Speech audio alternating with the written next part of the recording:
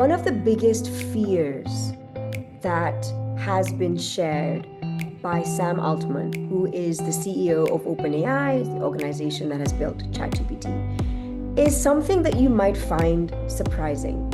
It's not about, the world ending in a nuclear apocalypse or AI taking control of something that can cause climate disaster or something as apocalyptic as that. But it is the fact that we might be silently surrendering to these tools.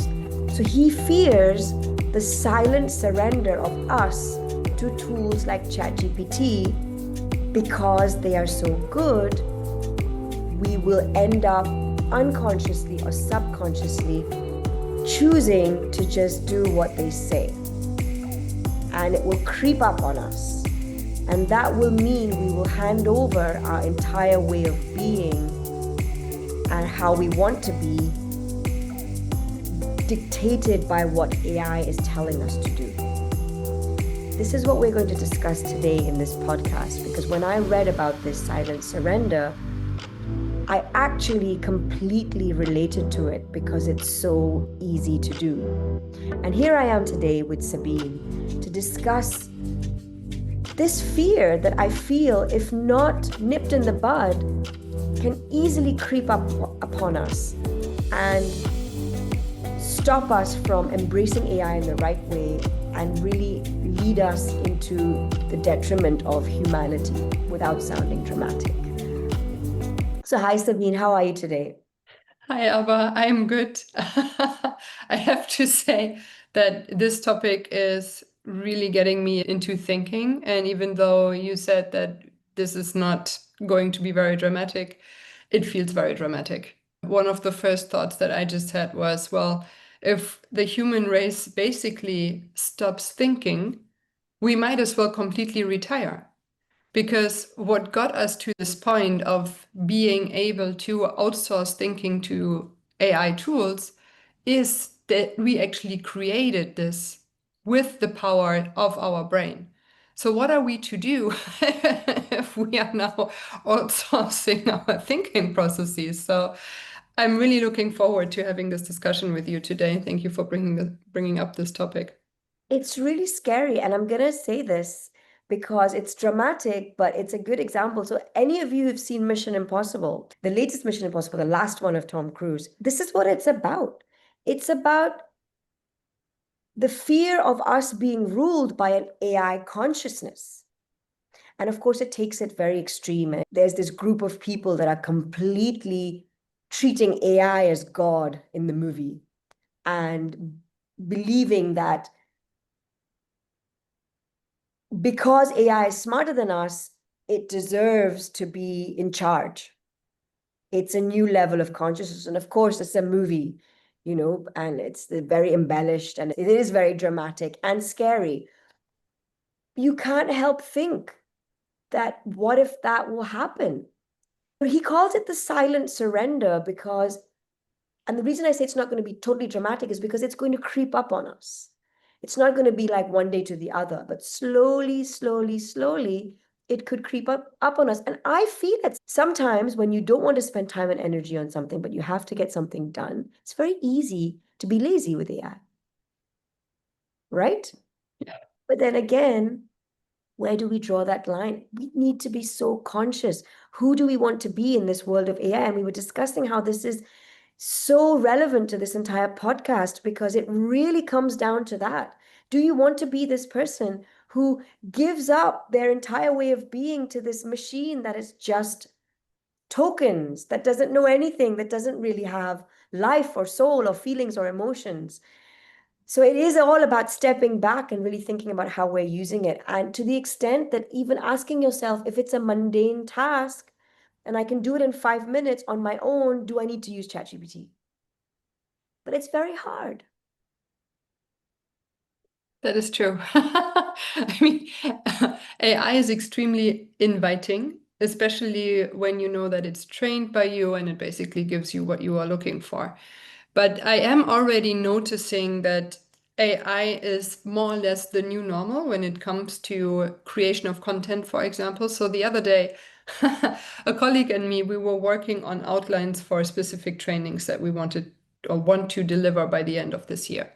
And we like to draw up everything by ourselves first, and then we are getting some additional input from ChatGPT, and then we keep developing this.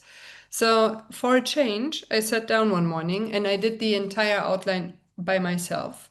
And I sent it over to him and I added the remark saying, "This is all me, no ChatGPT."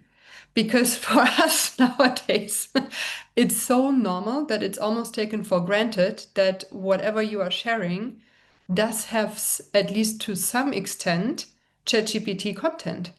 Having something created entirely by yourself is not normal anymore. It's rather the contrary. So, this is where this silent surrender is already coming in because we are so used to using ChatGPT or any other AI tool, at least at some point of result creation, of project delivery, whatever else it would be, because it's so normal. And of course, it's easier if you are outsourcing your own thinking to an AI tool, but the question really is, what are the implications for our own brains? If we don't use our brains anymore, our brains will notice that and then they will literally give up functioning in one way or the other. We need to keep developing our brains. We need to keep working on our neuroplasticity because otherwise our brain health is not guaranteed when we are getting older. And I think this is something that barely anyone is actually looking at because it's nothing that we are discussing in public, right? And we're not discussing it, especially when we are younger. So when we look at Gen Z, for example, for them, AI is the go-to. They are using it for everything. My 9-year-old daughter was asking me the other day, "Mommy, I don't know what I should draw right now. Can I ask ChatGPT?" And I said, "No, you can use your own brain and your own creativity. You don't need to ask ChatGPT for ideas what you should draw right now." But that's exactly the development that this is taking. And it's worrisome.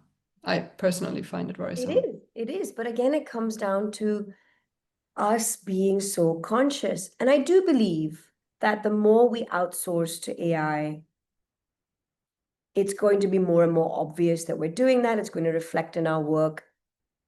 But till when? Because the tools are getting better and better and better. Till when?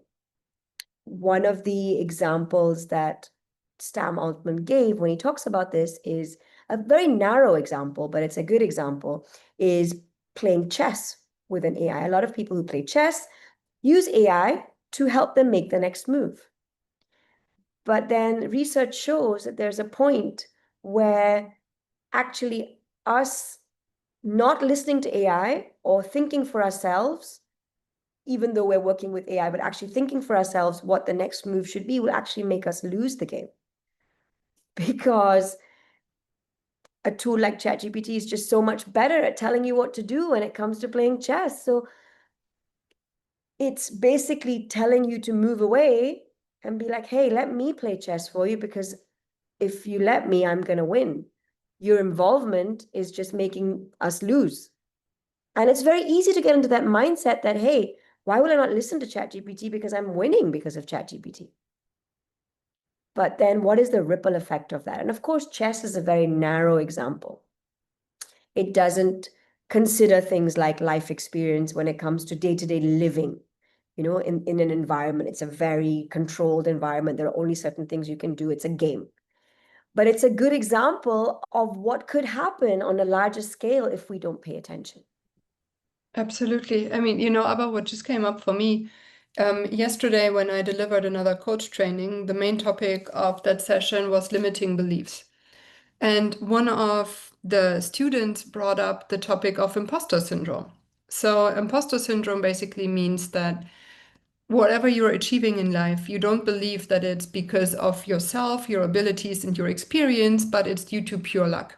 And you are basically expecting that in any moment of time, somebody would discover that you are not worth the position that you're currently in. So now, after what you just said, I thought, when people understand that AI is smarter than them, what does that do to people's self-confidence? They're at the beginning of their careers. So they might be looking at as an assignment that they get from their manager. They might have used ChatGPT before without telling their manager. The feedback was amazing. Now they might experiment and they might come up with something by their own.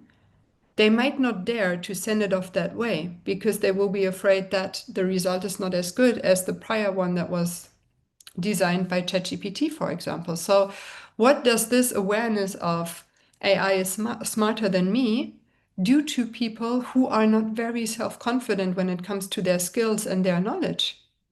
And also, what does it do to their motivation to actually learn something new or to improve their skills? Because they might think ultimately it's not worth it, anyways, because I will never be as smart as AI. I will never be able to win that party of chess if I don't use AI. So that is a very extreme development if you think of it that way, because what does that mean for people's development and really for their self-confidence? No, it's very worrying. It is. And I don't know what the answer is to that. And I don't know what the solution is, but it just boils down to us and how we choose to use these tools. In another interview, and I keep going back to Sam Altman just because he's one of the very few people who speaks very vocally about these tools, but is also building them. So he knows both sides. He says that the way they're building ChatGPT now, the current ChatGPT 5 is better than 99% of all experts put together, in his opinion. And he's like, our data set is incredible. He said, our data set is just outstanding. Again, how do we use this treasure of knowledge that we have access to without depleting our own? And it does come back to just self-awareness and like you said, who do we want to be? Because what I worry is we'll stop asking ourselves, who do we want to be?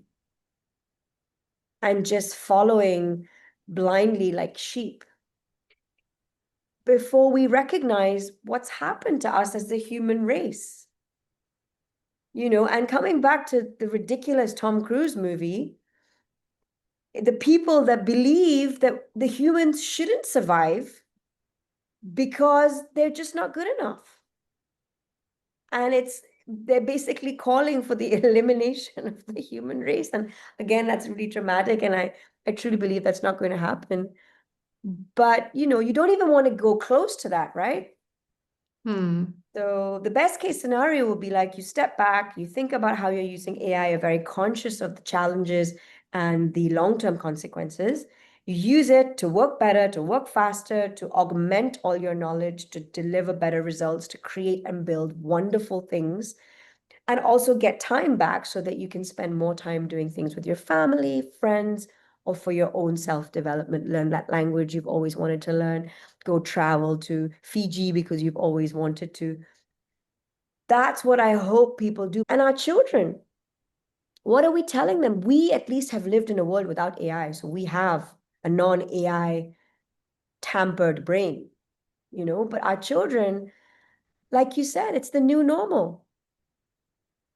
How are we going to teach them not to always have to go to AI? They already have decision fatigue, even without AI, because of the options they have. And they're already tired making their own decisions. So it's very natural for them to say, okay, well, ChatGPT can tell me what to do. And that's when, again, we have to really intervene and be those annoying parents and say, no, no, bruh, as my daughter would tell me, you know? Yeah, that's very true. I mean, in the end, when you were saying, who do we want to be? I think one of the key aspects here really is to not get intimidated by AI and to see yourself in a position of competing with AI, because that's not the point here. We are not competing with AI, not even in chess. The big question is, how can we utilize AI to our benefit? What can we learn from AI, and how can we use whatever AI gives us to develop it into something of our own, right? If you look at it from a different perspective, first of all, AI wouldn't have been possible without humans to start with. And all the knowledge that AI has, even if it has now 95% of the knowledge of all experts, those are all human experts. So that knowledge has been given from humans who did all the research, who did all the experiments, who were able to really just accumulate all of that knowledge.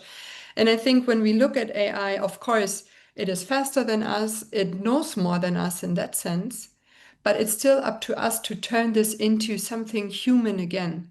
So I believe that this is the big opportunity that we have. And as you rightfully said, for our children, it will be challenging not to do everything with AI. And I don't know, I probably already mentioned it, but it happens over and over again that when I ask my daughter very simple things, like, for example, we're going for dinner, what do you want to eat? She's not able to decide. So now I'm training her and I say, okay, come up with 3 things that you would like. And then out of those 3, you pick one. At the beginning, she was almost unable to do that. I'm not kidding. It took us 30 minutes for her to choose something. And ultimately, she said, I really don't know. Can't you just choose for us? But now at least she's quicker at coming up with 3 options at least. So as you said, it's a matter of training. Kids can learn all of that. But again, it's up to us parents also to understand our, in all honesty, magnificent responsibility that we have in this day and age when it comes to raising our children as responsible humans with a healthy relationship to AI. That's possible, but it depends on who we want to be as parents. And I believe that this is ultimately what we want to give you, everyone who's out there listening to us today, to not just be aware of your own, see it as something that you compete with, or as you see it as a big opportunity for yourself to develop yourself further, to learn new things, but then also to be able to produce output that you wouldn't be able to produce without AI. And then also to understand for yourself, who do I want to be as a parent? What are the values that I want to give my children? What should they be able to do without AI? And how do I want them to incorporate AI into their lives? So we hope that you found this useful, and we are very much looking forward to welcoming you to our next episode of Who Do You Want to Be?